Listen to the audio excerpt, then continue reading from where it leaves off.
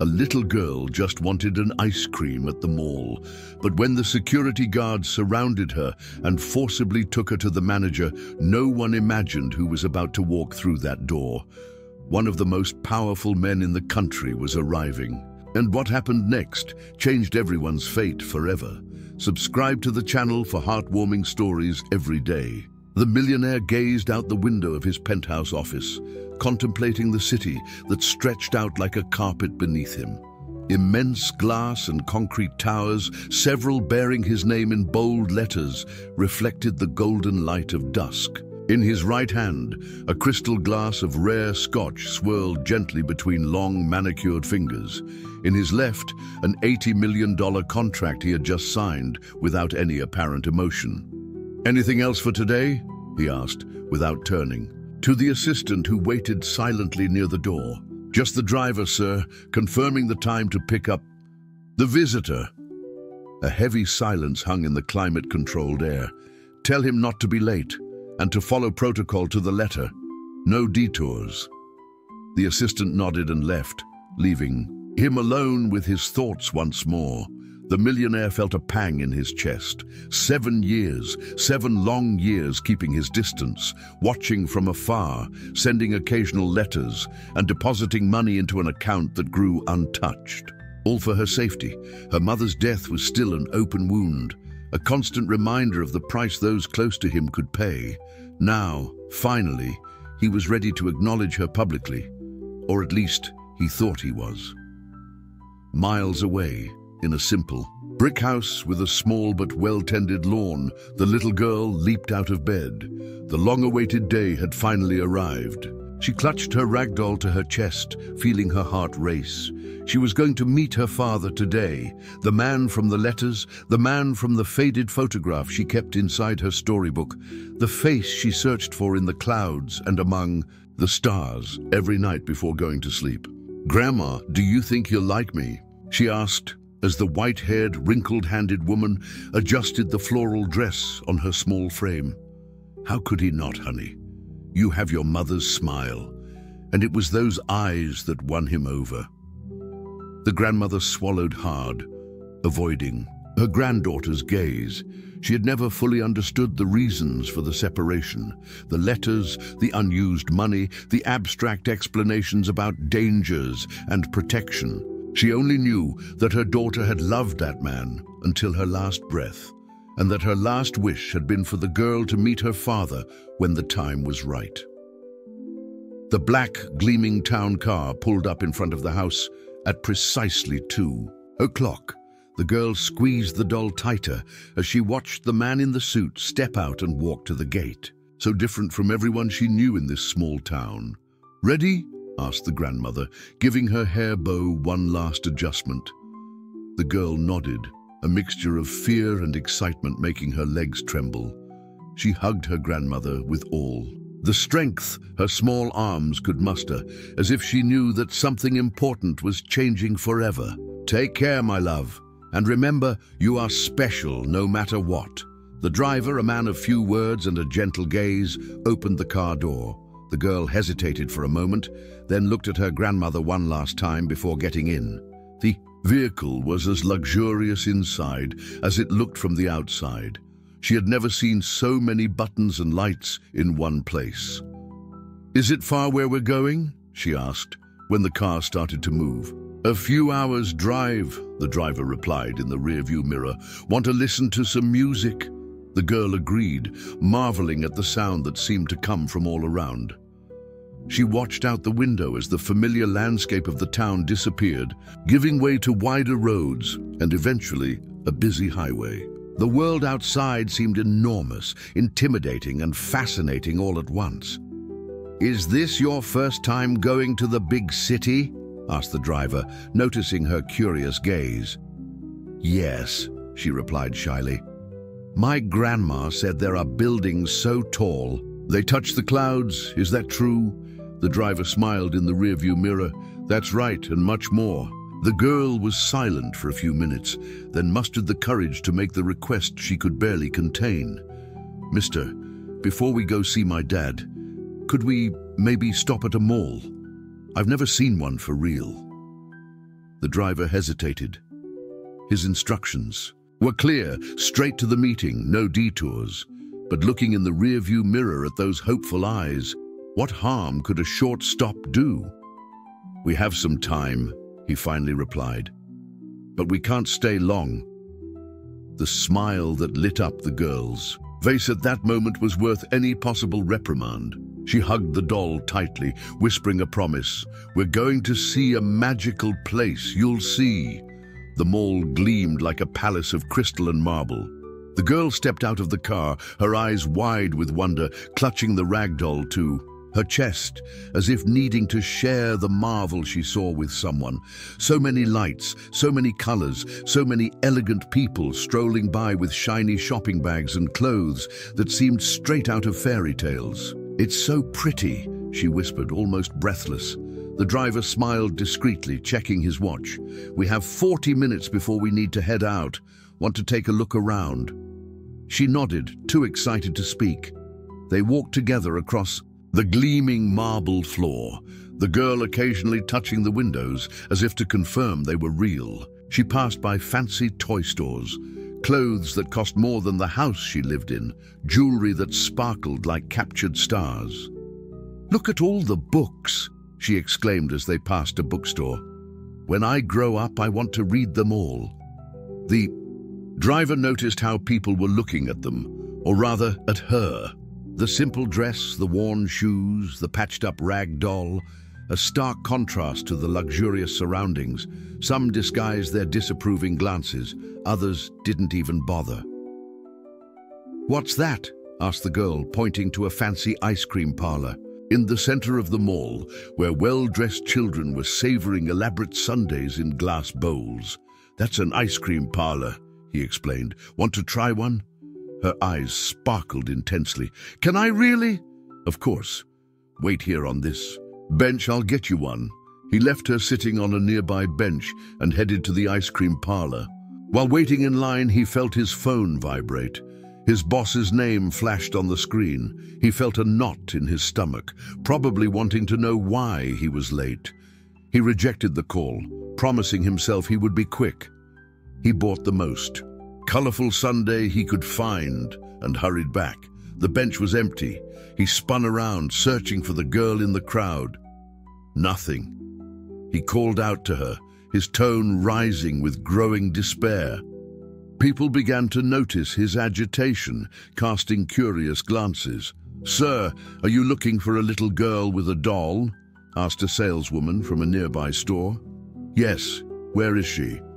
"Security took her," the woman replied, pointing to the corridor that led to the management office. She was alone, looked lost, or at least that's what they said. The man felt his blood run cold. He dropped the sundae, which splattered on the marble floor, and ran in the direction indicated. His phone was vibrating insistently in his pocket. Now it wasn't just his boss, but also the millionaire's private security number. Meanwhile, in the management office, the girl was sitting in a chair far too big for her, clutching her doll, her eyes watering, but without shedding a single tear. In front of her, the mall manager stared at her with barely disguised contempt. "So, nobody knows who you are or where you came from," he said, adjusting his expensive framed glasses. "You were wandering around alone, scaring the customers." "I was waiting for the man from the car to come back with my sundae," she replied, her voice small but firm. The manager laughed scornfully. "Sure, and I'm Santa Claus. Look, this isn't a place for kids like you. This mall caters to an exclusive clientele, upscale people. Do you understand what that means?" She shook her head negatively.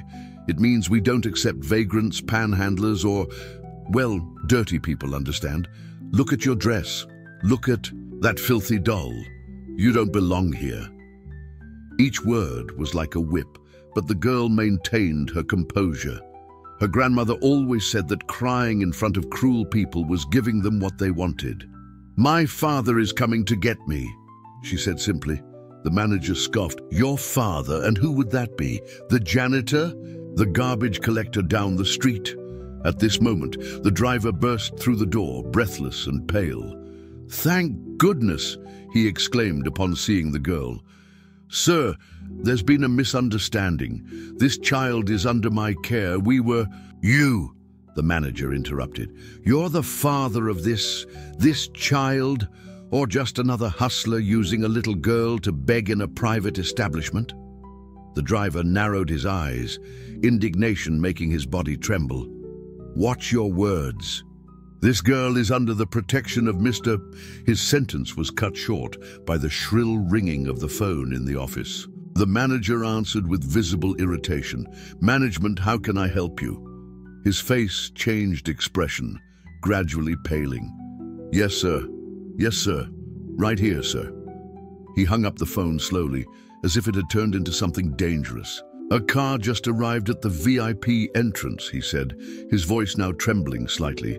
It seems that the majority shareholder of this mall is here, and he's looking for a little girl." The driver let out a heavy sigh. "That's what I was trying to tell you. This child is not just anyone. And you've made a terrible mistake." At that exact moment, firm footsteps echoed in the hallway, footsteps that made the floor seem to tremble. The millionaire was arriving, and a storm was coming with him.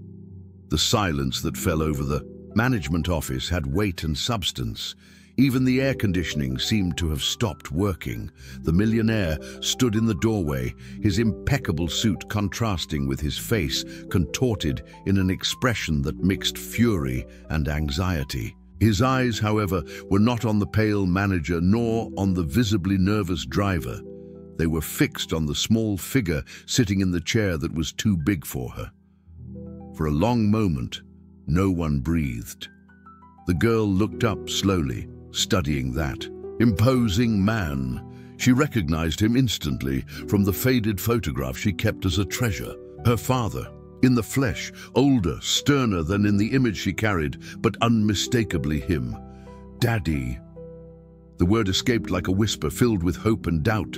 Something flickered in the millionaire's gaze. A muscle twitched in his jaw. It was the first time he had heard this word directed at him by that voice. For an instant, it seemed he would move towards the girl, open his arms, embrace her. But then, as if remembering where they were and who was watching them, he regained control. The moment of vulnerability disappeared as quickly as it had appeared. "Are you all right?" he asked with a formality that sounded strange, even to his own ears. The girl nodded, still holding tightly to the rag doll. She wanted to run to him, hug him, ask all the questions she had kept for years. But something in her father's demeanor held her back. He seemed so distant, so different from the loving man she had imagined from the letters. The millionaire then turned to the manager, who seemed to have shrunk several inches since his arrival. "Explain yourself." The voice was low, but loaded with an authority that made the manager tremble visibly. "Sir, we didn't know who she was. She was alone, looked lost. We followed protocol for unaccompanied children and—" "Lies," interrupted the driver, unable to contain himself. "They treated her like a vagrant. This gentleman here," he pointed to the manager, "used cruel words, called her dirty, said she didn't belong here." The millionaire's face hardened even further. "Is this true?" The manager opened his mouth, closed it, opened it again. "Sir, there was a misunderstanding. She wasn't properly dressed for the standards of—" "Standards?" The word came out like a whip. "What standards would justify humiliating a child?" The manager began to sweat profusely. "Sir, if I had known she was your daughter, I would never have—" "That's the problem," cut off the millionaire. "You think there are children who deserve to be humiliated and others who don't, depending on who their parents are." He turned to the driver. "Why was she here?" "The instructions were to take her directly to the office." The driver lowered his gaze. "It was an unauthorized detour, sir. She had never seen a mall. She asked to stop. I couldn't refuse." The millionaire closed his eyes for a moment.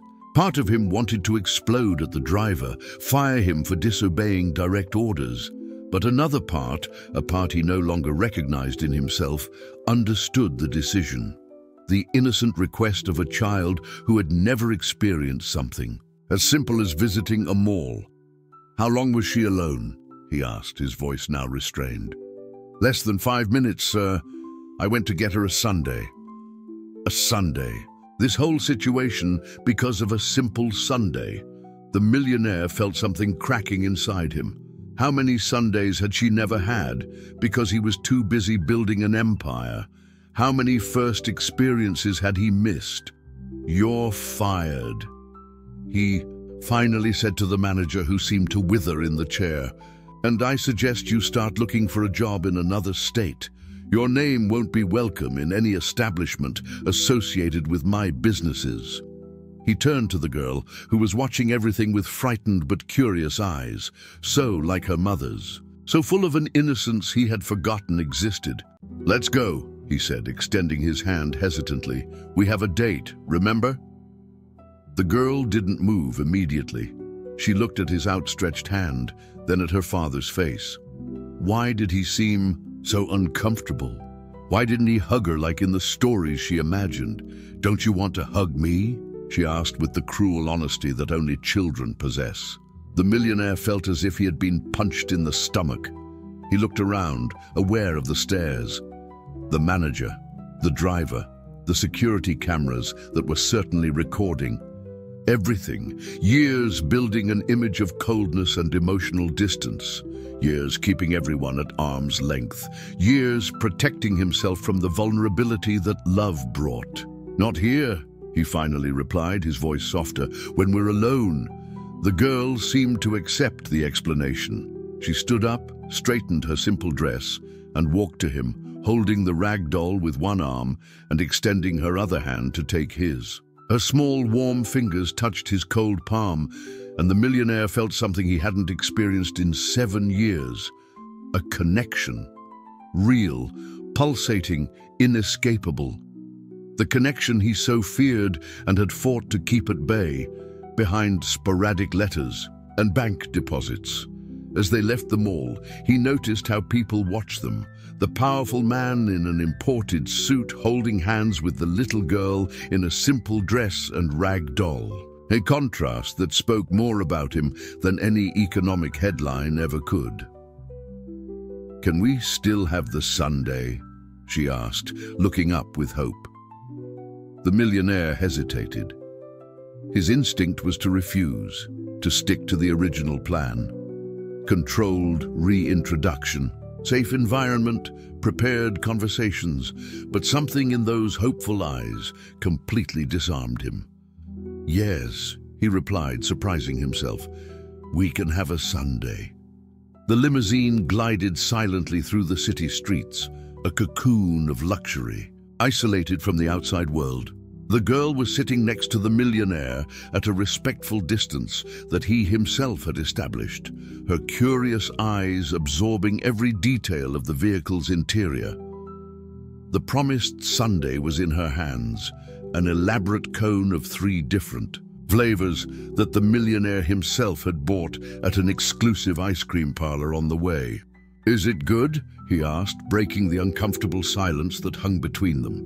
The girl nodded, licking the strawberry ice cream with delight. "It's the best sundae in the world," she declared with conviction, as if she had tried them all. To make the comparison, the millionaire watched her eat, noticing how she savored each lick, how she closed her eyes for a second when the flavor particularly surprised her. It was like watching someone discovering a new color in the spectrum, an appreciation for life that he himself had long forgotten. "Does your grandmother take good care of you?" he asked, trying to start a normal conversation as if there wasn't an ocean of absence between them. "Yes," she replied, looking directly at him, "but she always says you would send for me when it was safe." "What was dangerous, Daddy?" The direct question caught him off guard. He expected to have this conversation in his office with rehearsed phrases, not at that moment, with that penetrating gaze demanding truths. "People like me," he began, choosing his words carefully, "have enemies. People who would do anything to hurt me, including using people I love." Like Mommy? She asked, with an understanding that seemed far beyond her 7 years. The millionaire felt his throat tighten. Yes, like your mother. The girl was silent for a few moments, dealing with the sundae that was beginning to melt down the sides of the cone. Grandma told me that Mommy was very beautiful and brave, and that you loved her very much. Yes, was all he could say, the past flooding his mind like a wave. The unexpected meeting with the young teacher from the rural school during a visit, to a social project, the discreet romance, the surprise pregnancy, the life plans they made, and then the tragedy during childbirth, the pain, the fear, the decision to keep his daughter away from public attention, protected in the small town with her maternal grandmother. Grandma also told me that I have her eyes, continued the girl, bringing him back to the present. The millionaire stared at her then, really looking at her beyond the surface for the first time. The same eyes, the same determined sparkle, the same smile that started on her lips and ended in her eyes. Yes, he agreed, his voice more hoarse than usual. Exactly the same.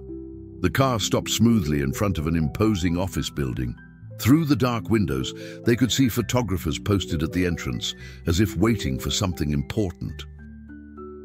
There are many people, commented the girl, suddenly apprehensive.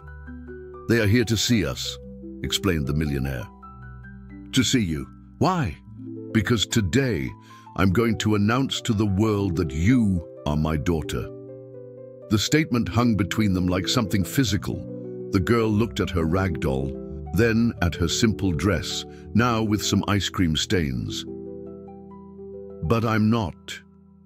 Pretty like the princesses in the books, she whispered. The millionaire felt something inside him break. He reached out and for the first time touched his daughter's face, gently. You are more beautiful than any princess, he said with a sincerity that surprised him. Exactly as you are. A solitary tear rolled down the girl's face, followed by a luminous smile. It was as if those words were all she had ever wanted to hear. Can we do this together? She asked, offering her small hand. The millionaire looked at that outstretched hand, so small, so confident. He felt the weight of his own resistance, of all the years keeping emotional distance. And then, like a dam that finally breaks, something snapped inside him. Yes, he replied, holding her hand firmly. Together. Before they left the car, however, the girl surprised him again. Can I show you a secret? She asked, her eyes shining with sudden excitement. Sure. She took the rag doll and, to the millionaire's surprise, opened a small zipper hidden on the toy's back. From inside, she retrieved an object he recognized immediately, the faded photograph he had sent years ago, along with the first letter. She goes everywhere with me, the girl explained, so that you would always be close, even when you were far away. The millionaire stared at the photograph, then at the hopeful face in front of him. He felt something warm and wet trickling down his own face and realized, with astonishment, that he was crying. He who hadn't shed a tear since the child's mother's funeral. He who had the reputation of being the coldest and most calculating man in the financial market. I need to tell you something too, he said, his voice choked. Something I've never told anyone. The girl waited, her eyes fixed on him. Every day, since you were born, I received pictures of you. Your grandmother sent them to a secret email, and every day before any important meeting, I looked at the most recent picture to remember why I work so hard, who I'm building all this for. It was the most sincere confession he had made in years. The words felt strange in his mouth, accustomed to dry orders and ruthless negotiations.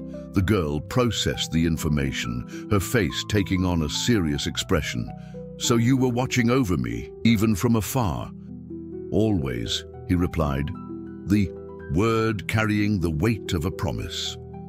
At this moment, one of the security guards tapped discreetly on the window, indicating that it was time. The outside world awaited. "Ready?" asked the millionaire, feeling strangely nervous. The girl put the photograph back in the doll, straightened her dress as best she could, and nodded with a determination that so resembled her mother that it made his heart skip a beat. "Ready," she replied. And then, in a move that caught him completely by surprise, she leaned over and placed a soft kiss on his cheek. "Don't be scared, Daddy. We're together now." And so, hand in hand, father and daughter prepared to face the cameras and the world that awaited them outside. A world that neither would recognize after that day. 2 weeks had passed since the press conference that shocked the country. The headlines still reverberated. "Mysterious tycoon introduces secret daughter to the world." The heiress no one knew, from small town to high society, the new business princess. Every newspaper and magazine seemed to have its own version of the story, each more sensational than the last. In the millionaire's vast penthouse apartment, the adaptation was taking its clumsy course. The girl watched the city from the window of the room that had been prepared especially for her, a room larger than the entire house where she lived with her grandmother, decorated with everything that child consultants had suggested as appropriate for a girl her age. Sophisticated toys she had barely touched. A bed that looked like a princess's throne where she felt too small. Everything new, everything perfect, everything strange. The only familiar thing was the rag doll, now sitting on her own armchair, as if she were the ambassador of her previous world in this new universe of luxury and protocols. "Don't you like the room?" The millionaire's voice came from behind her, hesitant, still unaccustomed to the paternal role. The girl turned around, her face thoughtful. "It's very pretty," she replied politely. "It just doesn't feel mine." The millionaire entered the room, observing the surroundings with new eyes. Everything had been chosen by decorators, psychologists, development experts. Nothing had been chosen by her or by him. "What would make you feel more at home?" he asked, sitting on the edge of the immense bed.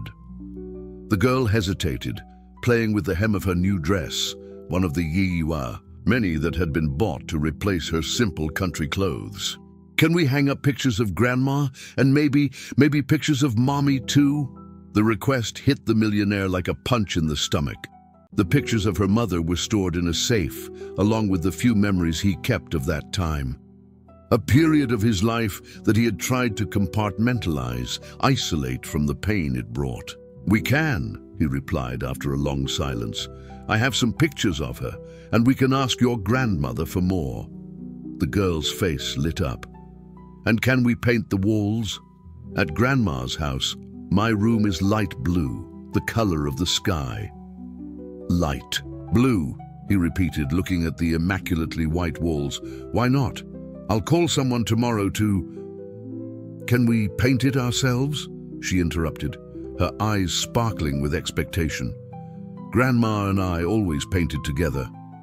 The millionaire blinked, stunned. He painting walls. The last time he had held a paintbrush was in his teens, before the business empire consumed every minute of his existence. The idea seemed absurd, impractical, and yet, "I've never painted a wall," he confessed, feeling strangely vulnerable with the admission. "I'll teach you," she offered readily, jumping off the bed with enthusiasm. "It's easy. You just need to be careful not to get too dirty, but a little paint on your hands is part of the fun." The millionaire felt an involuntary smile form on his lips. "I think we can try it on the weekend." That night, during dinner served at the immense dining room table, the usual silence was interrupted by an unexpected question. "Daddy, when am I starting at the new school?" The millionaire set down his fork slowly. The issue of education was on his list of things to resolve, but he had postponed it, unsure about the best approach. "I haven't decided yet," he replied, incautiously. "I'm evaluating some institutions, Maybe it's better if we start with private tutors until you get used to the city." "But what about friends?" she asked, the concern evident in her voice. "In my old school, I had many." The truth hit him then. He hadn't considered that aspect. He was thinking only about security, about academic curriculum, about preparing her for the future. He hadn't considered that a child needs other children, of shared laughter, of whispered secrets, of little adventures on the playground.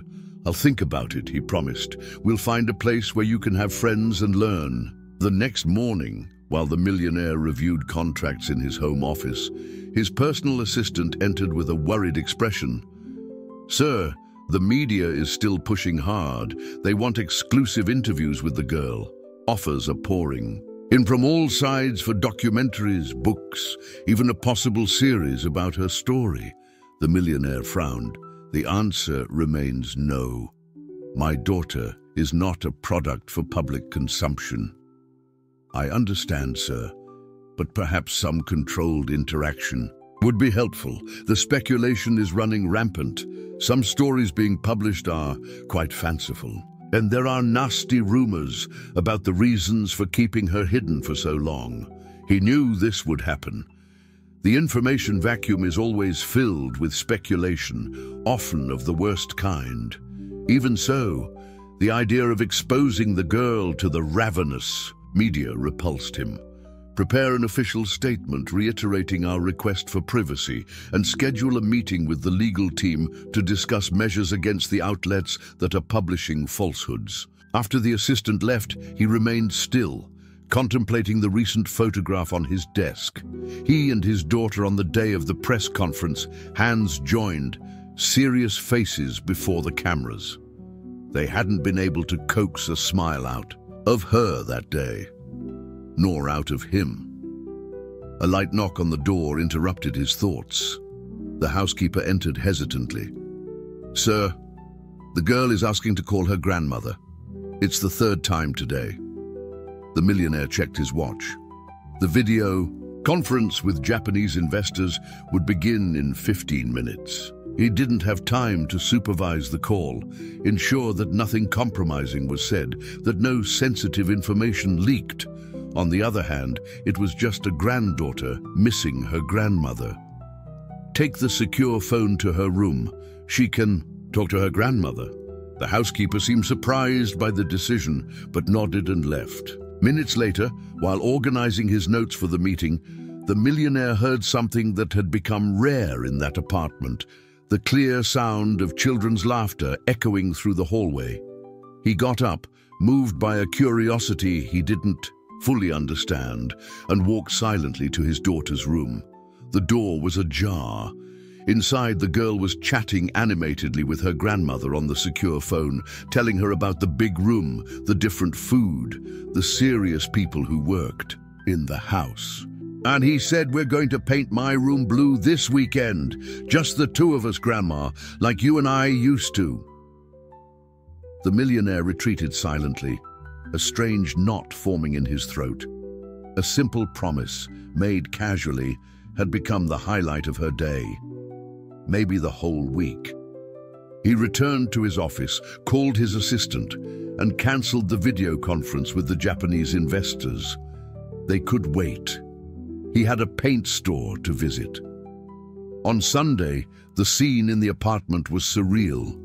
The powerful millionaire, dressed in old clothes, hair protected by a cap, wielded a paint roller next to his daughter, who gave precise instructions on the correct technique. "Like this, Daddy, from top to bottom, always in the same direction."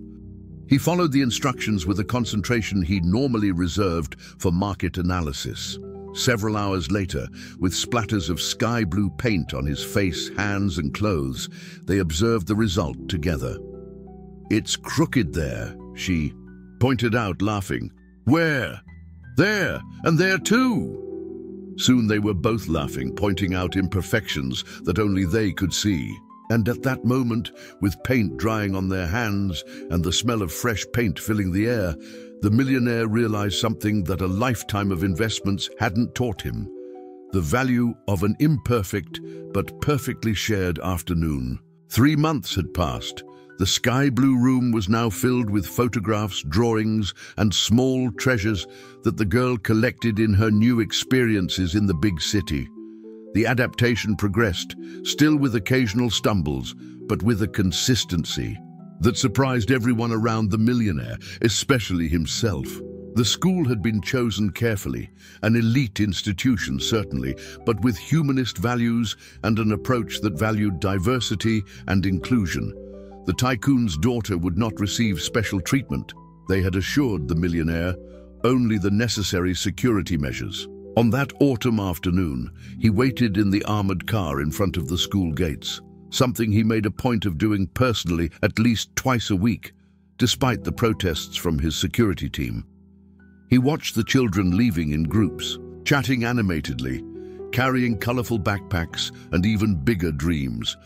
That's when he noticed his daughter emerging from the main building, accompanied by 2 other girls. The 3 were talking with the intensity that only childhood friendships can produce, as if each shared word was simultaneously a precious secret and the most important discovery in the universe.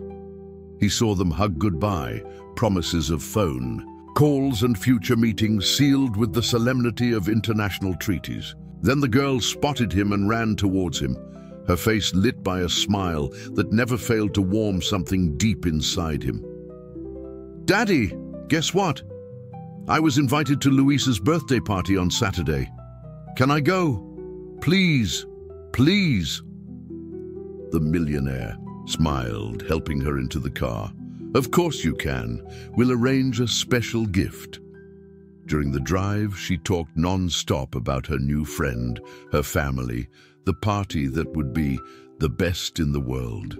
The driver occasionally exchanged amused glances with the millionaire in the rearview mirror, both secretly enchanted by the contagious enthusiasm. Upon arriving at the building where they lived, the head of security awaited them in the private lobby, his face tense. "Sir, we need to talk, in private." The millionaire nodded, instructing the housekeeper to take his daughter to the apartment. "Go with her. I'll be there in a few minutes." In the building's security office, the atmosphere was heavy. The head of the team, a trusted ex-military man, slid an envelope across the table. "This arrived today, addressed directly to you, but delivered to the company reception. It went through all security protocols. It doesn't contain explosives or chemical agents, but the content." The millionaire opened the envelope cautiously. Inside, a single sheet of paper with a typed message in the center. "She isn't your only daughter. The other one will need protection soon, too. Or would you rather lose twice?" Below, a photograph that made his blood run cold. A girl of approximately 4 years old in a playground, swinging happily. A child he had never seen before, but whose face contained unmistakably familiar features. His features. "We're investigating immediately, sir," continued the head of security.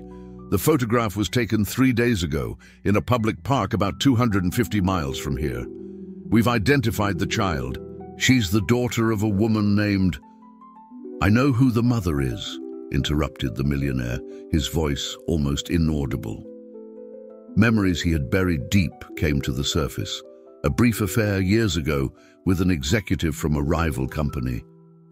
A relationship that had ended abruptly when she had accepted a position overseas. No explanations, no proper goodbyes. Just a formal email and the memory of shared nights. "She never said anything," he murmured, more to himself than to the man in front of him. "Never asked for anything. Sir, considering the implied threat, we've initiated enhanced security protocols for your current daughter, and we're assembling a team to locate and protect the other child and her mother. We need your authorization to—" "No." Cut off. The millionaire suddenly decisive. "This isn't a matter for security guards and protocols. It's personal." He got up, his mind already mapping out the next steps. Maintain the enhanced security here. Don't change anything in my daughter's routine. And prepare the private jet. I'll leave at dawn. Back in the apartment, he found his daughter in the living room, drawing intently. The domestic scene, so normal and cozy, contrasted violently with the storm in his mind. "What are you drawing?" he asked, sitting next to her. "Our family," she replied simply, showing him the paper where 3 stick figures smiled, a small one with a dress, a large one with a suit, and a third, older one, with white hair. "It's me, you, and Grandma." The millionaire observed the drawing with a lump in his throat. So simple, so complete in her vision. And now, potentially, everything would change again. "It's very pretty," he said, his voice slightly trembling. "Can I keep it?" "Of course," she exclaimed, handing him the drawing with pride. "I'll make another one with our new favorite colors." During dinner, he watched her intently, searching for the right words, the right moment. How do you explain to a 7-year-old that she might have a sister? How do you introduce yet another change into her newly stabilized life? "You seem sad, Daddy," she observed, always perceptive. "Did something bad happen?" The millionaire hesitated. "It's not sadness, it's concern. I'll need to travel for a few days tomorrow." "Is it an important trip?" "Very important," he confirmed. "Maybe the most important I've ever taken." "More important than the time you came to get me?" she asked, her eyes suddenly anxious. The millionaire felt his heart clench. "It's important in exactly the same way," he finally replied. "I'm going to get someone who might need help, someone who might be part of our family." The girl frowned, processing the information. "Like an uncle or a cousin?" "Not exactly." The millionaire took a deep breath. It was now or never. "There's a possibility that you have a younger sister." The silence that followed seemed endless. The girl set down her fork slowly, her wide eyes fixed on her father. "A sister? For real? Like in the stories?" It wasn't the reaction he expected. He had anticipated confusion, maybe resentment, even jealousy. But her eyes shone with something different. "Hope? Yes, a real sister. Younger than you, but I'm not sure yet. That's why I need to take this trip." "Is she going to live with us?" The question came quickly, anxiously. I don't know yet, it's complicated." The girl seemed to reflect deeply, a furrow in her brow that reminded him so much of himself that he almost smiled, despite the gravity of the situation. "If she's my sister, then you're her dad too, right?" she questioned with the implacable logic of children. "Yes." "And a dad protects his children, doesn't he? That's what you told me." "Yes, that's true." Then she has to come live with us," the girl concluded simply, as if it were the most obvious solution in the world. "My room is big, we can share, or paint another room blue for her." The millionaire felt something break inside him, a barrier he didn't even know still existed. He leaned over and, for the first time since bringing her home, enveloped his daughter in a full, tight hug, feeling her small heart beat against his. "Thank you," he whispered, his voice choked. "For what, Daddy?" "For teaching me how to be a human being again." The next morning, before leaving for the airport, he stopped by his daughter's room, who was still sleeping soundly.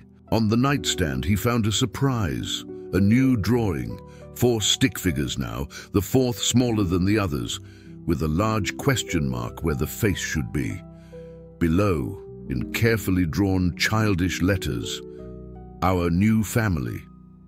He folded the drawing carefully and placed it in the inside pocket of his suit jacket close to his heart. He had set out to rescue a daughter he didn't know, but he felt as if he were being rescued too.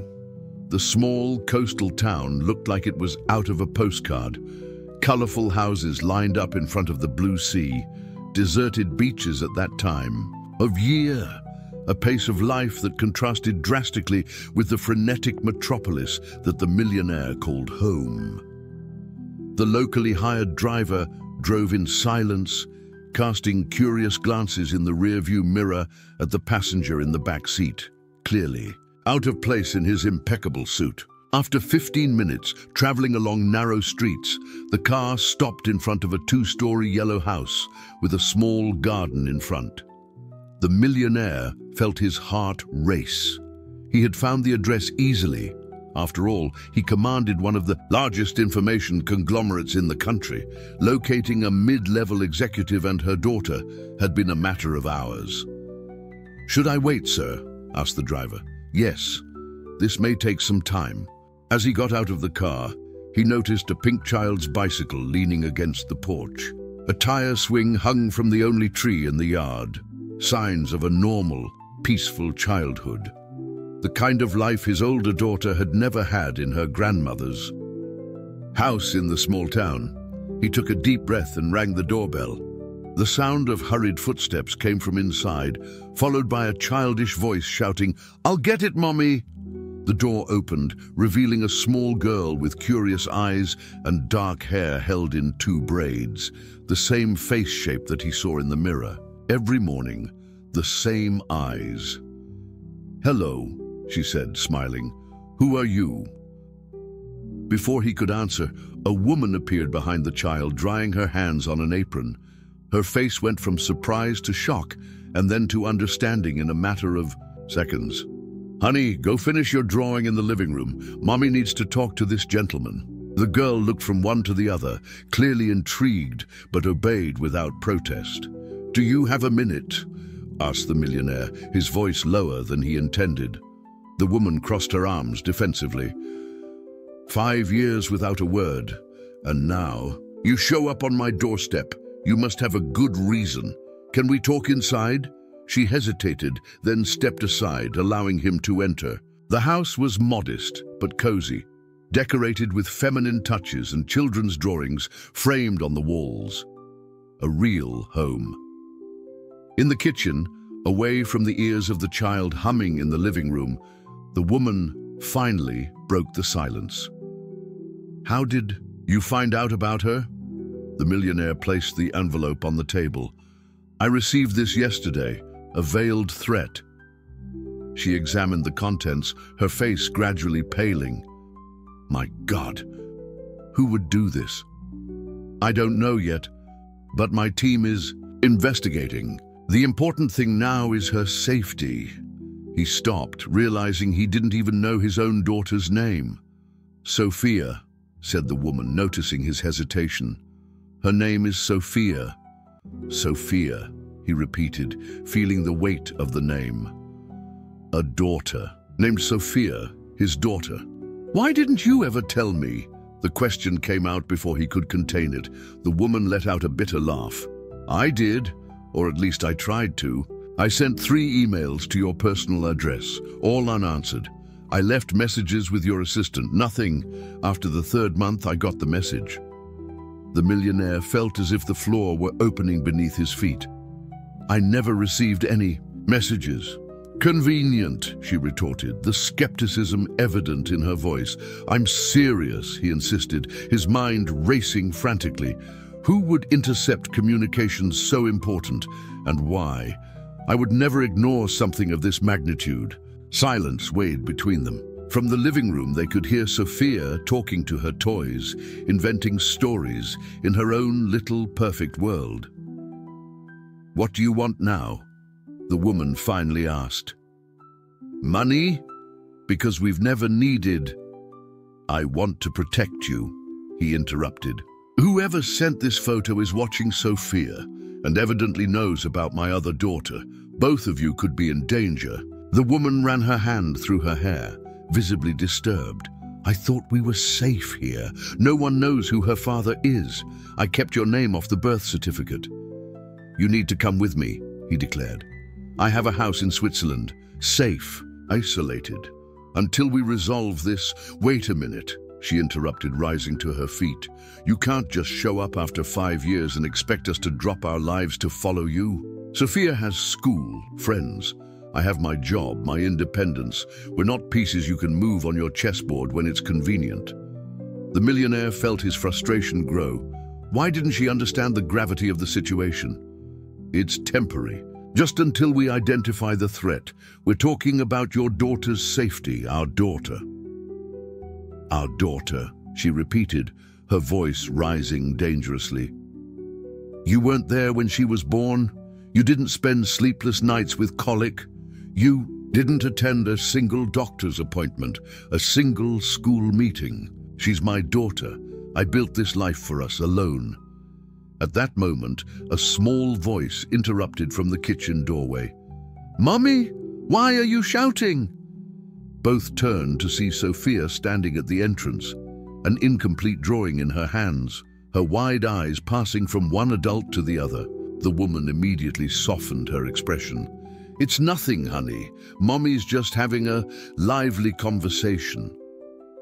Sophia, however, had her attention focused on the stranger. She approached slowly, studying him with curiosity. You look like... And me, she declared finally with the disconcerting honesty of children. The millionaire felt his throat tighten. You think so? She nodded solemnly. We have the same nose and the same dimple here. She pointed to her own left cheek. An uncomfortable silence fell over the kitchen. The woman seemed torn between anger and worry, while the millionaire didn't know how to react in front of this small version of himself. Sophia, why don't you go finish your drawing? We need to continue our conversation, suggested the mother gently. Is it for him? Asked the girl, pointing to the incomplete drawing. The woman frowned. No, honey. Why? Because I drew a man in a suit, like him, explained Sophia as if it were obvious.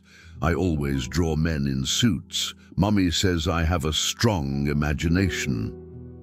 The implications of that innocent declaration hit both adults. The girl, even without knowing her father, somehow included him in her drawings, in her imaginary world. Can we go somewhere safe for a few days, Mommy? Asked Sophia suddenly, surprising both of them. Just until the bad men go away? The woman's blood ran cold. What bad men, Sophia? The ones who keep watching our house, the ones in the black car. The millionaire and the woman exchanged alarmed glances. He rose immediately, heading to the front window cautiously. Drawing back the curtain slightly, he saw a dark sedan parked across the street, two men sitting inside. How long have they been there, Sophia?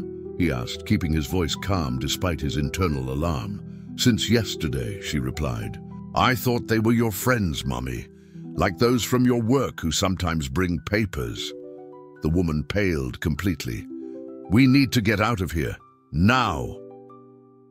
The millionaire was already on the phone, rapid instructions being passed to the driver and his security team on standby at the local hotel. In minutes, an extraction plan was set up. Sophia, honey, called the mother, kneeling before her daughter, we're going on a surprise trip. We need to pack a small backpack just with the essentials, like an adventure. You can choose a toy or two to bring. The girl nodded, strangely calm. Can I bring Mr. Buttons? She asked, referring to the stuffed rabbit she hugged every night. Of course, my love. Go get him now. As Sophia ran to her room, the woman stared at the millionaire. If anything happens to her because of your life, your enemies, nothing will happen, he promised, the determination evident in every word. I'll protect you with my life, if necessary. Outside, a discreet convoy was forming. The driver positioned the car, while two black SUVs with armed security guards approached slowly, blocking the view of the suspicious sedan. The millionaire checked his phone, reading the message that had just arrived. His face hardened. What is it? Asked the woman, noticing the change in his expression. My other daughter, he replied, his voice low and tense. Someone tried to enter her room in the apartment. Security intercepted, but he didn't need to complete the sentence. The situation was clear. Both daughters were being targeted simultaneously. This wasn't coincidence or common blackmail. It was something coordinated, meticulous, and extremely personal. Sophia returned, carrying a small purple backpack and the stuffed rabbit clutched to her chest. She looked from one adult to the other, sensing the tension in the air. "Are you scared?" she asked directly. The millionaire knelt down to her height. "A little, but you know what? Sometimes fear helps us be brave." "Like in fairy tales?" she asked, her eyes shining with understanding. "Exactly like in fairy tales." At that moment, looking at that child he had just met but who carried his blood, the millionaire made a silent promise. Nothing and no one would ever hurt his daughters. Not while he lived. In 15 minutes they had left the yellow house behind, the destination his private jet at the regional airport. The mission to gather both daughters in a single safe place for the first time. The family that had never existed was about to form, forged in adversity and threat. But first, they needed to survive the storm brewing around them. The private jet sliced through the night skies, its sleek silhouette almost invisible against the starry mantle. Inside the luxurious interior, the millionaire watched the two girls sleeping side by side on the wide leather couch. His older daughter had her head resting lightly on the shoulder of her newly discovered younger sister, as if they had spent their entire lives together and not just a few tense hours. Their first meeting had been surprisingly simple. On the private runway at the airport, while the security team formed a protective perimeter, the older daughter had stepped out of the car, looked at the little stranger for a few seconds of silent evaluation, and then simply extended her hand, offering the rag doll that never left her side. "She can stay with you until you're not scared anymore," she had said with the wisdom that sometimes only children possess. "She keeps secrets and scares away nightmares."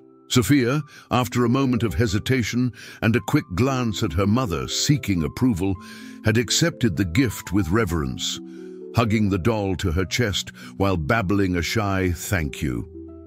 And so, in a matter of seconds, an alliance had been formed, stronger and more sincere than many of the million-dollar contracts he had signed throughout his life. At the other end of the jet, Sophia's mother was talking in a low voice with the head of security, absorbing the information about the complex operation underway. The millionaire could see the conflict on her face, the reluctance to depend on him after years of forced independence versus the maternal instinct to do anything to protect her daughter. His phone vibrated discreetly. A message from the private investigator he had hired to analyze the interception of his communications from 5 years ago. The information contained within made his blood boil. "Any news?" The woman's voice brought him back to reality. She had approached silently, her eyes fixed on the phone screen in his hands. "Yes," he replied, trying to control the fury in his voice.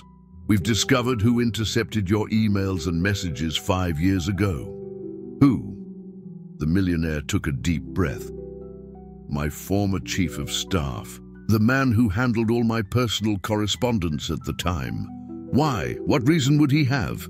"That's what I intend to find out," he replied, his tone icy. "But first, we need to ensure the girls are safe." At that moment, the co-pilot appeared in the main cabin. "Sir, we are receiving the final coordinates for landing. We will arrive in approximately 40 minutes. The millionaire nodded.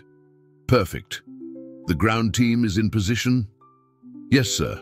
Enhanced security, armored vehicles, house prepared as instructed." When the co-pilot withdrew, the woman leaned closer. "Where are we going exactly?" "An isolated property in the Swiss countryside. I bought it under a false name a few years ago. No one outside my inner circle knows of its existence."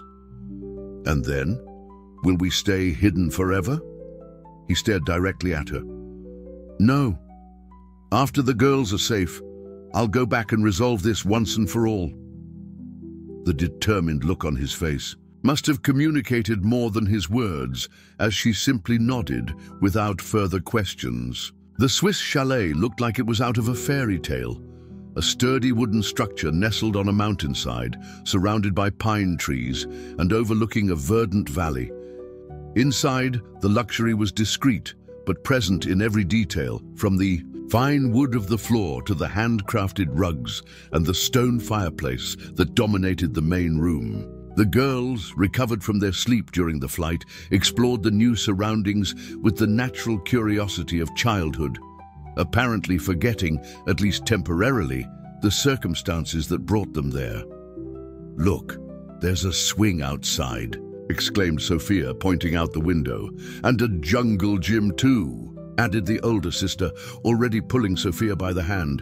"Can we go play, Dad? Please?" The millionaire exchanged glances with Sophia's mother and the head of security. The latter nodded discreetly. "The area is completely secure, sir. We have men positioned around the perimeter, surveillance systems activated. The girls can play in the garden without worries." "Go, but stay where we can see you," authorized the millionaire, watching as the two ran outside, their laughter echoing through the silent house. When they were alone, he turned to the woman. "I need to go back to the city, tonight." "Already?" The surprise was evident in her voice. "We just arrived. The sooner we resolve this, the sooner it will be over.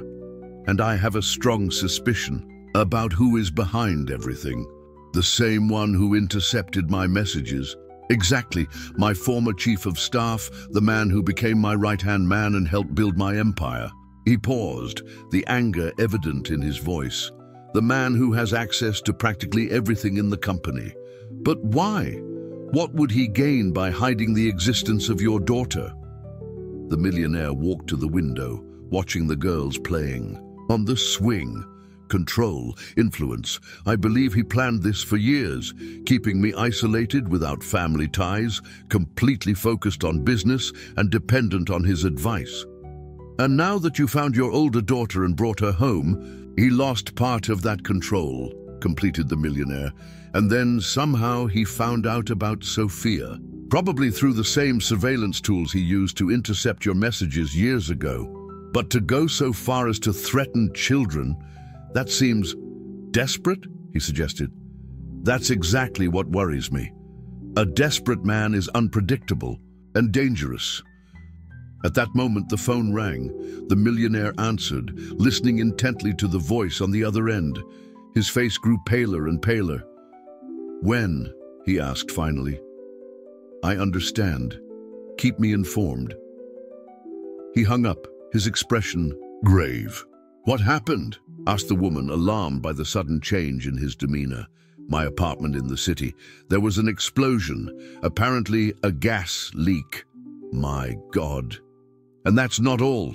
Your grandmother's house," he said, referring to his older daughters. "Grandmother also had an accident, a fire. Fortunately, she wasn't home. My security had moved her to a safe location as soon as I realized the pattern of threats." The woman covered her mouth with her hands. "He's eliminating all the places we could be, creating a siege."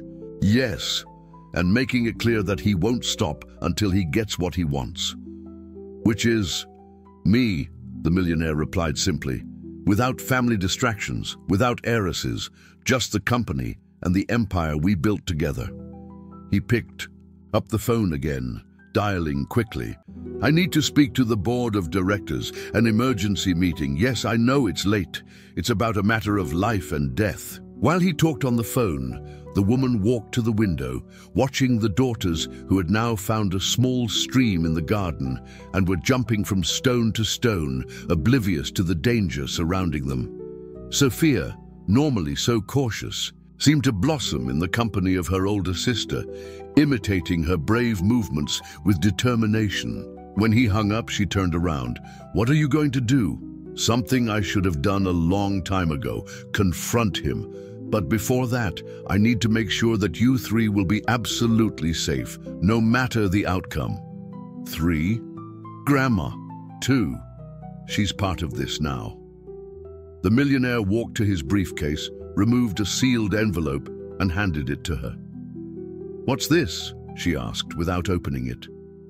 transfer documents, company stock, properties in several countries, funds in Swiss banks, all in the girls' names with you and Grandma as legal guardians until they come of age. I don't understand. If something happens to me, he explained with studied calm, you'll be financially protected for the rest of your lives. And, more importantly, you'll have enough power within the company to keep away any corporate predators. The woman stared at him with a mixture of horror and understanding. You're preparing not to come back. It wasn't a question, but he answered anyway. I'm preparing for all possibilities. It's what I've always done. But now it's different, she insisted. Now you have two daughters out there who just found you, who just found each other. You can't just... It's exactly because of them that I need to resolve this, he interrupted, the determination evident in his voice, so that they can grow up without constantly looking over their shoulders, so that they can just be children. At that moment, the joyful voices of the girls approached and both ran into the room, their faces flushed from playing outdoors. Dad, we found a frog, announced the older one, her eyes shining with excitement. And Sophia wasn't scared at all. She even picked him up in her hand. He was very tiny, explained Sophia, showing the size with her fingers, and he made ribbit very softly like he was shy. The millionaire knelt before the two, absorbing every detail of those animated little faces, storing the memory like a treasure. That's amazing, he said sincerely. You are very brave. Like you, Dad, replied the older daughter naturally. Something in those simple words struck a deep chord within him. Courage. That's what he needed now. Not the false courage of risky deals or hostile takeovers, but the true courage to face whatever was necessary to protect what really mattered.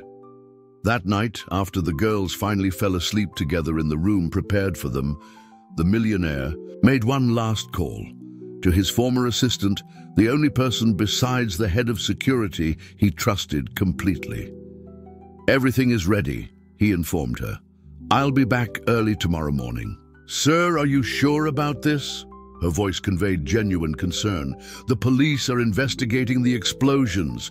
We could let them... No, he cut her off. This needs to end my way. The evidence of the email interception has already been sent to the authorities as instructed. Yes, sir, and the financial records of the offshore accounts too. Excellent. Then he must already be feeling the noose tightening. After hanging up, the millionaire walked silently to the girls' room, opening the door just enough to see them. They slept embraced, Sophia still holding the sister's ragdoll. The sight of them, so peaceful despite the chaos around them, strengthened his resolve. He would return to confront his enemy, but first, he would leave everything prepared. Not only financial documents and contingency plans, but also something more personal. At the desk in his office, he began to write 2 letters, one for each daughter, to be delivered if he did not return. He had never been good with emotional words, with expressions of affection. But that night, like a man facing his possible last chance, the words flowed like never before. My daughters, he began, there are things that a father should say to his children every day. And I have a lot of lost time to make up for. Maybe the imposing glass and steel tower that housed the millionaire's business conglomerate reflected the first rays of the rising sun like a beacon. Even at that early hour, employees were already circulating through the lobby, preparing for another day of work in the corporate empire that for many was a symbol of power and integrity. No one seemed to notice the man who entered through the main doors, wearing simple clothes instead of his usual impeccable suit, jeans, a dark t-shirt, and a casual jacket. With a cap pulled over his eyes and unshaven face, the millionaire was just another anonymous face slipping through the lobby, exactly as he had planned. The private elevator that led directly to the penthouse, where his office was located, responded normally to his access card, As it ascended silently through the floors, he mentally reviewed each step of the plan. His assistant had followed his instructions to the letter. The evidence against his former right-hand man was already in the hands of the federal police.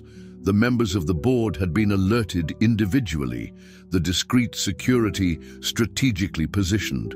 The doors opened directly onto the executive floor, still empty at that hour, with the exception of the figure seated in his office, exactly where he expected to find him.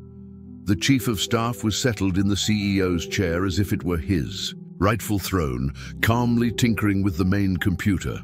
Upon hearing the elevator doors, he looked up, a smile of genuine surprise spreading across his face. "Well, well, look who decided to show up," he commented with false cordiality. "We were worried. 2 explosions hitting your properties in less than 24 hours. We began to fear the worst." The millionaire advanced slowly through the office, maintaining a calculated distance. Interesting choice of words. We were worried. Who exactly was worried about my safety besides you? The man shrugged. The entire board, of course. The shareholders. You suddenly became inaccessible, just when critical decisions need to be made. Decisions like selling our technology division to the Orient Group. Against my express will at the last board meeting, the chief of staff's smile faltered slightly. You've always been brilliant in business, but lately your decisions have been, let's say, emotional, ever since you brought that girl home. The millionaire felt a chill run down his spine at the mention of his daughter. He controlled the rising anger, concentrating on the plan. That's what this is about, isn't it? About control. You can't stand the idea that I have a life beyond these walls. A life. The man laughed, rising to his feet. You had no life. Before me, you were just a promising businessman with brilliant ideas, but without the coldness necessary to execute them. I was the one who shaped your public image. I was the one who structured the acquisitions that built this empire. I was the one who eliminated unnecessary distractions, like intercepting the messages from the mother of my second daughter 5 years ago. The man's expression hardened. It was for your own good. You were vulnerable after the death of your first passion, incapable of making rational decisions. That woman was just another opportunist wanting a slice of the fortune. And you decided that on your own. You also decided on your own that it was better that I didn't know I had another daughter. The chief of staff walked around the desk, approaching. Everything I did was to protect you, to protect what we built. Families are weaknesses, easy targets. Look what happened when you finally decided to bring that girl home. Suddenly, all your enemies had a pressure point, a means of hitting you. My enemies? The millionaire narrowed his eyes. Or you. Don't be ridiculous, the other scoffed. Why would I attack your resources? You're still valuable to me, as long as you follow the established plan. The plan you established? For my life? The millionaire took another step forward. Tell me, were the explosions just warnings, or did you really intend to eliminate me if I didn't get back in line? Something dangerous flashed in the chief of staff's eyes. The accidents were regrettable, but sometimes sacrifices are necessary for the greater good. And my daughters, would they also be acceptable sacrifices?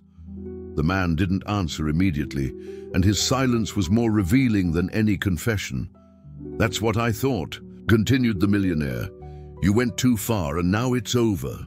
The chief of staff smiled again, this time with malice. Over? I don't think so. Do you know what would happen if I simply disappeared? The stocks would plummet, the shareholders would panic, the entire empire we built would crumble. You need me, whether you admit it or not. Maybe in the past, conceded the millionaire. But things have changed. I've changed. At that moment, the elevator chimed again. The doors opened, revealing the millionaire's personal assistant, accompanied by 2 federal agents. The chief of staff visibly paled. What is this? Justice, replied the millionaire simply. Illegal interception of private communications, money laundering through offshore accounts, attempted homicide. The list goes on. You have no proof, hissed the man, recoiling instinctively. I have all the proof I need. You were meticulous in your crimes, but equally meticulous in documenting them. Insurance, in case I tried to replace you one day, I imagine. All those encrypted files on the company's private server, very revealing. You're bluffing. Access. Password, Prometheus 207, recited the millionaire calmly. Your date of birth and your savior complex in a single password. Not very creative for someone so brilliant. The man's face contorted in fury and despair. For a moment, it seemed he would lunge at the millionaire. But then, in an unexpected move, he pulled a gun from his jacket and pointed it directly at his former mentor. If I go down, you go down with me, he threatened, his voice trembling with rage. Everything we built, everything we sacrificed. Lower the weapon, sir, ordered one of the agents, both already with their own guns drawn. Don't make your situation worse. The chief of staff laughed bitterly. Worse? There's no way to make it worse. 20 years of my life dedicated to this man, to this company. 20 years making the difficult decisions he didn't have the courage to make. He turned to the millionaire, his eyes bloodshot. I made you. Without me, you'd still be that pathetic idealist dreaming of ethical business. The millionaire took a step forward, surprising everyone. Maybe you're right. Maybe I lost something essential of myself along these years. But you know, what I recently discovered, that pathetic idealist still exists. And he has 2 wonderful daughters now. Don't come closer, shouted the man, his hand trembling visibly. What do you intend to do? Kill me here in front of witnesses and cameras? That won't save your reputation or your freedom.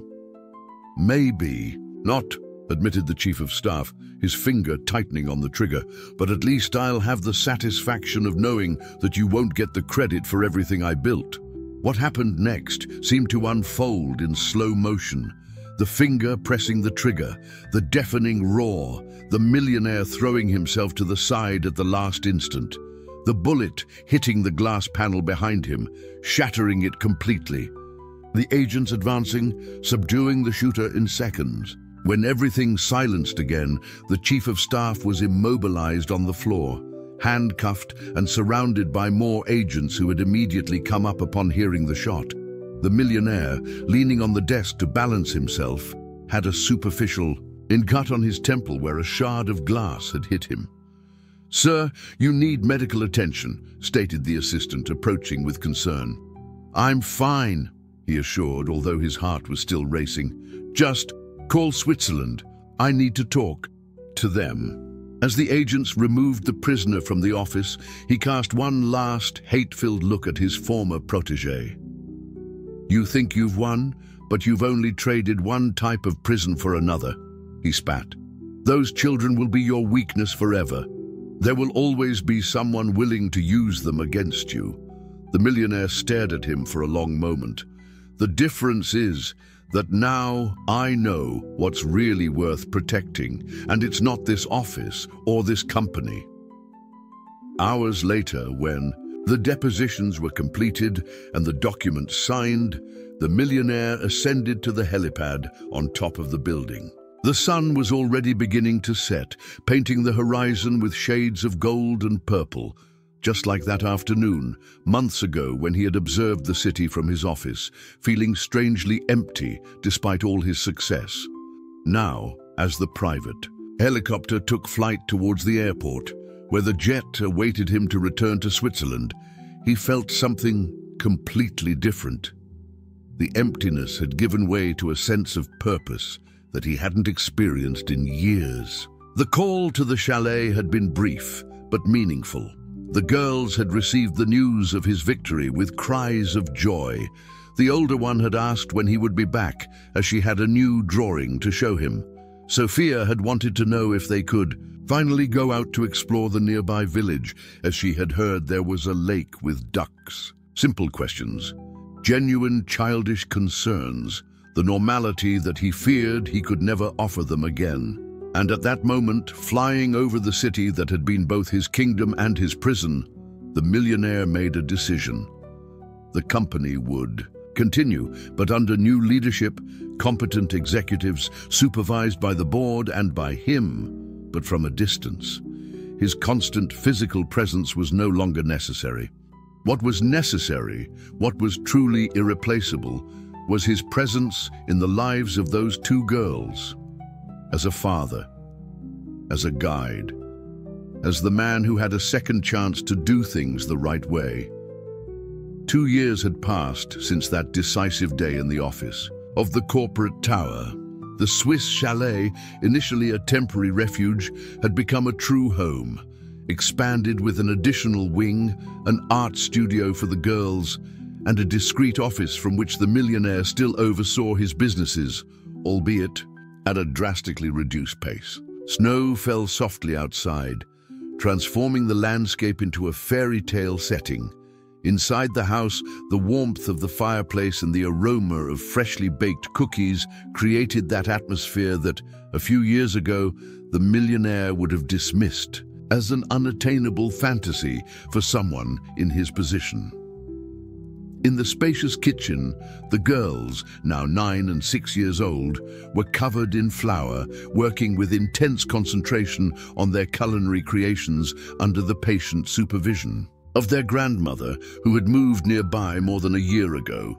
"Dad, look! I made a cookie that looks like you," called the older one, holding up a vaguely humanoid dough figure with what appeared to be a disproportionately large tie. The millionaire approached, examining the creation with feigned seriousness. I don't know. Am I really that skinny?" The girl laughed, playfully patting his arm. "It's artistic. I needed to make the tie bigger to show that you're important." "But not as important as before, right, Dad?" complimented Sophia, looking at him with those perceptive eyes that always seem to see more than should be possible for a child her age. He smiled, crouching down to their height. "Exactly. Now I'm important in the right things." The grandmother watched the scene with a serene smile, her wrinkled hands still nimble as she organized the next batch. In recent years, the relationship between her and the millionaire had evolved from cautious distrust to mutual respect and eventually to a partnership in raising the girls, each bringing different perspectives and strengths to the equation. "Table set in 10 minutes, she announced. "We have visitors today, remember?" The girls exchanged excited glances and ran to clean up, leaving a trail of flour along the way. The millionaire watched them with a smile, still marveling at the inexhaustible energy of childhood. "They are flourishing," commented the grandmother when they were alone. "Both of them. Thanks to you," he replied sincerely. "I'd still be trying to figure out how to be a father if it weren't for your guidance." The old lady shook her head. "You would find your way. It was already in your heart. It just needed time to reach the surface." The sound of a car approaching interrupted the conversation. Through the window, they saw the familiar vehicle parking in the snow-covered driveway. "They've arrived," announced the millionaire, a touch of nervousness in his voice that did not go unnoticed. Moments later, the front door opened and Sophia's mother entered, shaking the snow off her coat. Behind her, a more hesitant figure, the mother of the older daughter, newly arrived from the city where she taught, finally accepting the invitation for the holiday festivities. "Sorry we're late," explained Sophia's mother, hugging the millionaire. Briefly, a gesture of familiarity that had developed naturally over the months they had taken care of the girls together. The road was starting to get difficult with the snow. "The important thing is that you arrived safely," he replied, turning then to the other woman who remained near the door, observing the surroundings with cautious curiosity. "Welcome. We're glad you accepted the invitation." The teacher nodded, a shy smile forming on her lips. "Thank you for insisting. It wasn't how I imagined spending the holidays, but..." She left the sentence hanging, her eyes sweeping over the decorated room, the towering Christmas tree, the personalized stockings hanging on the fireplace. It's more welcoming than I expected." At that moment, the girls burst into the room, still with traces of flour in their hair and clothes, despite their hurried attempts to clean up. "Mom!" exclaimed Sophia, throwing herself into her mother's arms with abandon.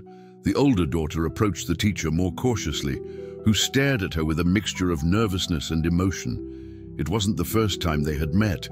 There had been a few brief visits, always carefully organized by the millionaire to respect the limits and sensitivities of everyone involved. But it was the first time they would spend an extended time together as the unconventional family they had become. "Hi," said the girl, surprising everyone by taking the initiative to extend her hand to the woman. "I made a drawing for you. It's in my room. Do you want to see it?" The teacher swallowed hard, visibly touched by the gesture. "I'd love to see it."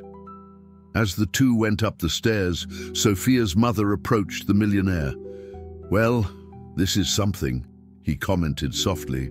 "Has she been talking about?" "Every day," he confirmed. "She's been asking a lot of questions about what her mom was like, how we met. I think she's trying to connect all the dots in her story."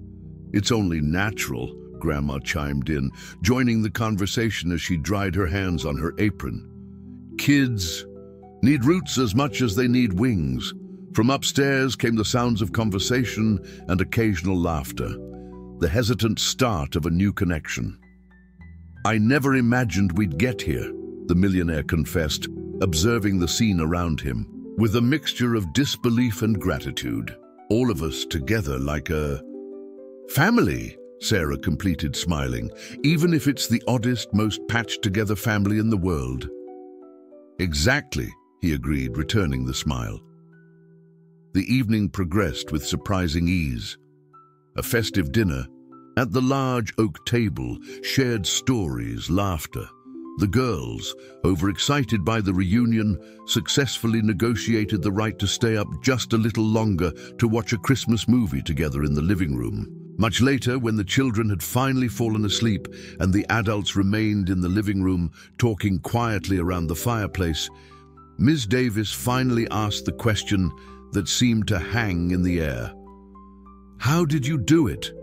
Transform all of this?" She gestured around, indicating not just the house, but the entire situation. "From tragedy to harmony?" The millionaire reflected for a few moments, watching the dancing flames. "It wasn't me," he finally replied. "It was them." He gestured towards the stairs, where the girls were sleeping. "They taught me something that decades of business couldn't, that building walls isn't the same as building protection. That true power doesn't come from controlling everything, but from knowing what really matters."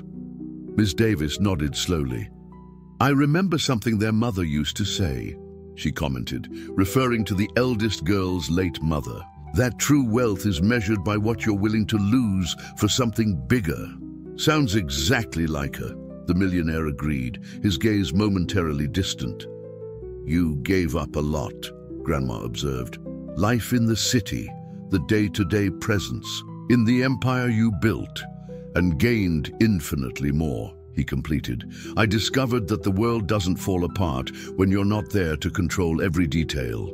The company continues to thrive, maybe even better now with diversified leadership and new perspectives. And the girls thrive too," Sarah added. "Lily has never been so confident, so radiant. Having an older sister to look up to has changed something fundamental in her.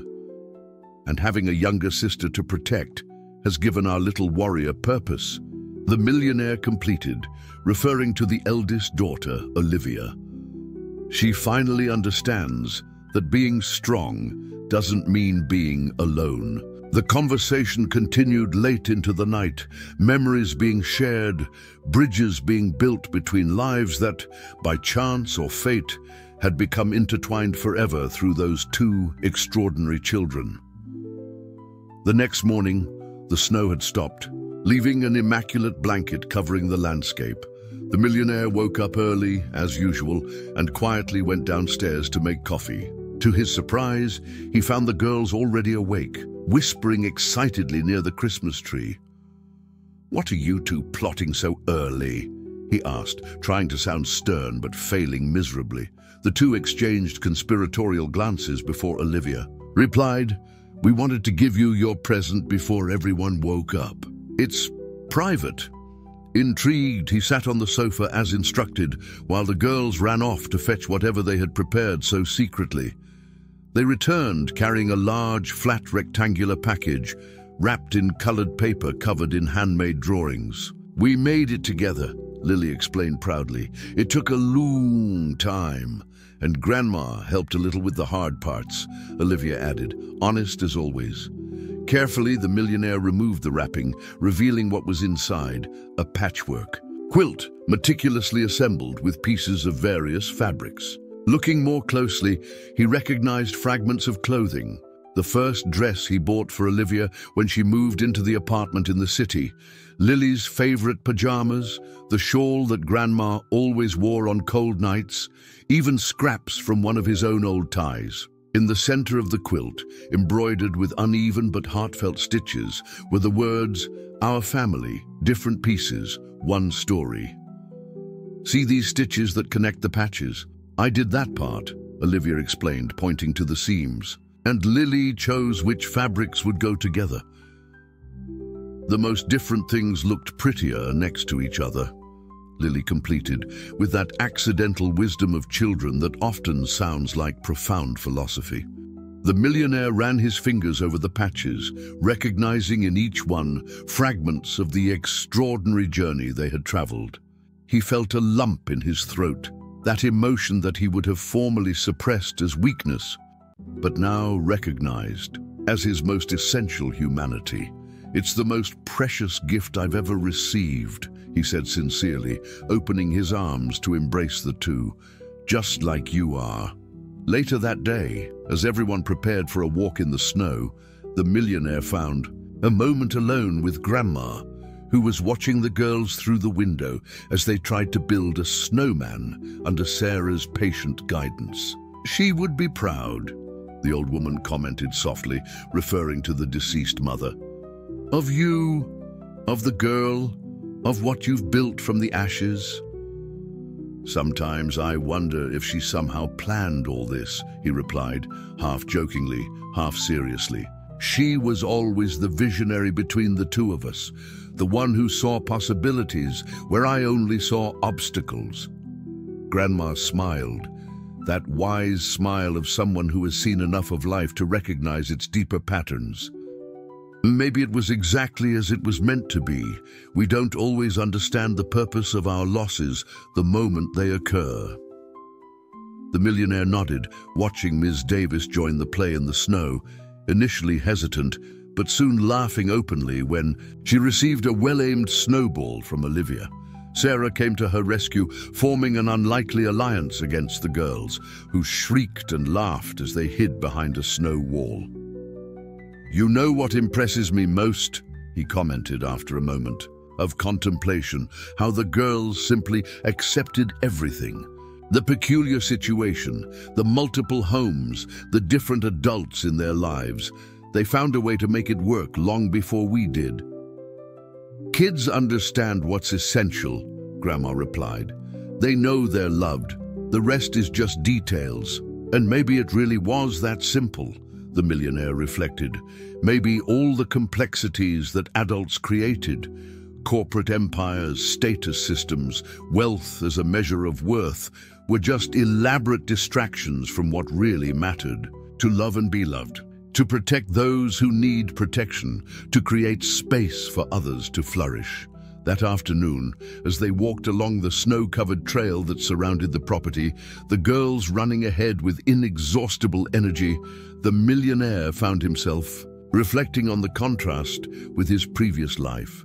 The constant state of alert, the chronic distrust, the lonely nights in presidential suites, in hotels around the world. He had been rich since he was young, but never truly wealthy until now.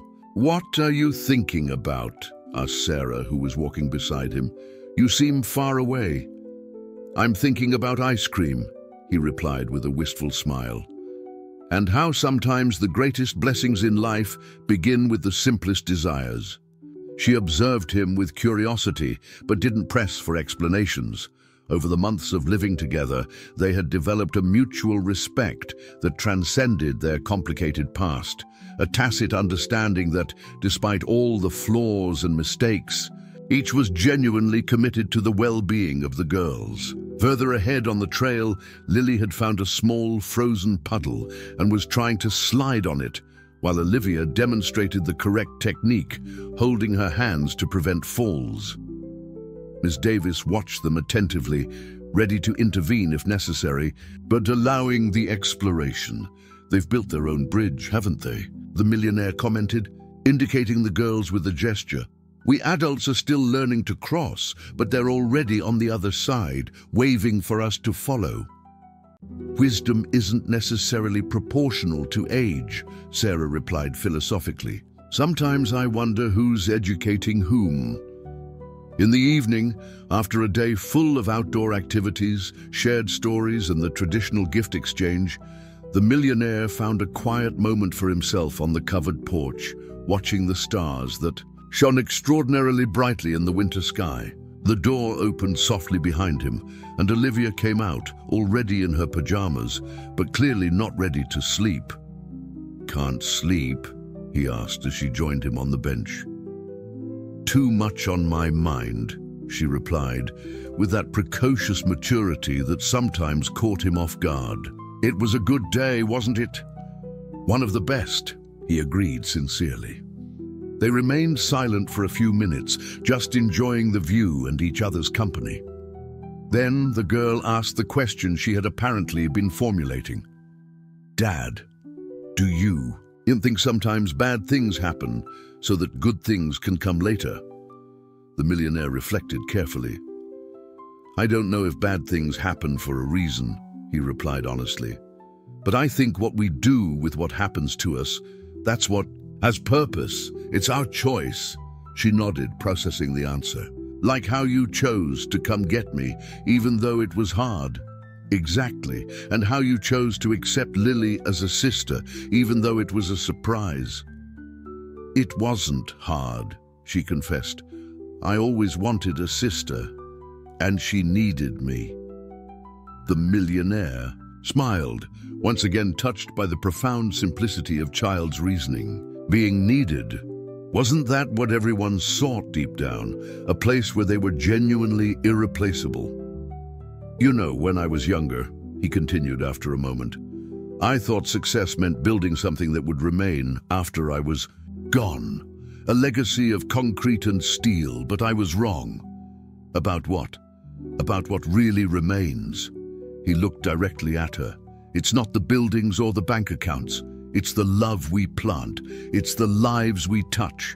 It's who we become on the journey." The girl considered this for a moment, then smiled. "Like that sign you had put up at the mall." The millionaire laughed softly, remembering the sign he had installed at the main entrance of the mall where it had all started. "Respect every child. You never know who they are or what they've been through." "It's a good reminder, isn't it?"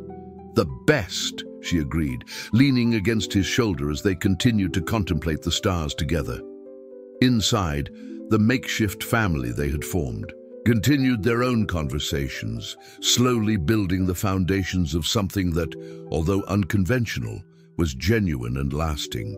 A complex social fabric, not unlike the patchwork quilt the girls had created, disparate pieces united by threads of understanding, forgiveness, and acceptance. Weeks later, back in their normal routine, the millionaire received a special piece of mail at his home office. It was a simple envelope from the mall where it had all started. Inside, a photograph of the sign he had installed, now transformed into the center of a small memorial. People had started leaving flowers, small toys, and messages next to the sign, turning it into a kind of makeshift altar to second chances and unexpected kindness. Along with the photograph, a letter from the new manager. "People stop here daily. Children asked to be photographed next to the sign. Parents read the words aloud to their children.